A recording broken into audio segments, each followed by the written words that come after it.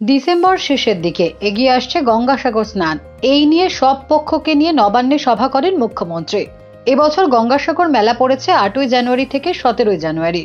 পূর্ণ স্নান 14 জানুয়ারি 6:58 থেকে পরদিন সকাল 6:58 পর্যন্ত। এদিন নবান্নে গঙ্গাসাগর মেলা নিয়ে বৈঠকের পর মুখ্যমন্ত্রী বলেন, বারবার বলা সত্ত্বেও গঙ্গাসাগর জাতীয় মেলার তকমা পাচ্ছে না। আমাদের পুরো টাকা খরচ করতে হয়, তাও আবার চিঠি দেব। একই সঙ্গে তিনি জানান, মুড়িগঙ্গার উপর সেতু করতে সার্ভে হয়ে ডিপিআর হয়ে গিয়েছে। 4 লেনের এই সেতুর জন্য খরচ পড়বে 1,500 কোটি টাকা। নাম হবে গঙ্গাসাগর সেতু। গঙ্গাসাগর মেলায় যাওয়ার জন্য পুণ্যার্থীদের যাতে কোনো অসুবিধা না হয় সেজন্য পর্যাপ্ত বাস, লঞ্চ থাকবে বলে জানান মুখ্যমন্ত্রী।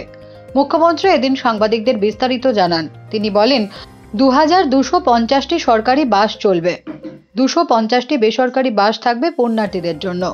এছাড়া 100টি লঞ্চ, 9টি বার্জ ও 32টি ভেসেল থাকবে। 21টি জেটি ব্যবহার করা হবে বলে মুখ্যমন্ত্রী জানান।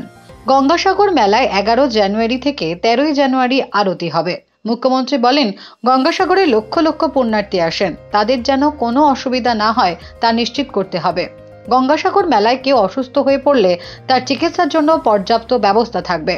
মমতা জানান, আশেপাশের হাসপাতালে চিকিৎসার জন্য 350টি শয্যা থাকবে।